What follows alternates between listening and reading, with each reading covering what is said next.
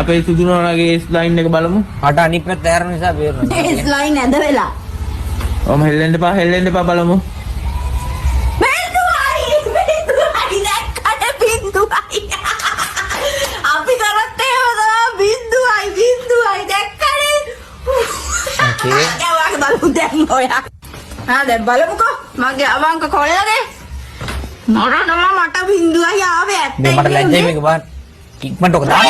අනේ දෙයියනේ බින්දුවම වරෙන්නේ නැත්තම් මේ ගෑණි මම මරන් කරනවා. අනේ බින්දුවම වරේ. බින්දු දෙකයි. බින්දු දෙකයි. ඒක කියන්නේ බින්දුවයි කියලා. බින්දු දෙකයි. බින්දු මාත් අවංකයි. කෙලින් වෙන්න අට අනිත් පැත්තේ හැරිලා දුවේ.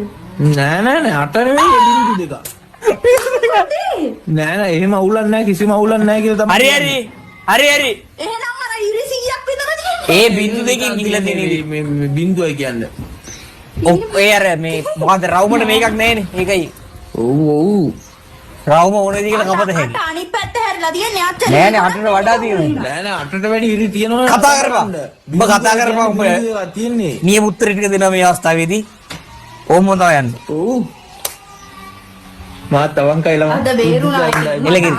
එලගිරි. වෙලාවට අරක පොඩ්ඩක් මෝඩයි. අරෝගේ සීන් දන්නේ.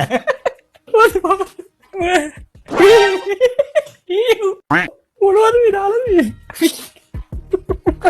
ඒ උඹලා මං හිතපුවා තිබෙති හිතලා තියෙන්නේ මේක. කින්නල් මේ අයින් කරපන්. බුදු අම්බෝ මේක හරියන්නේ නැහැ. පේනවනේ අධ්‍යාපනයේ වැදගත්කම බින්දු දෙකයි.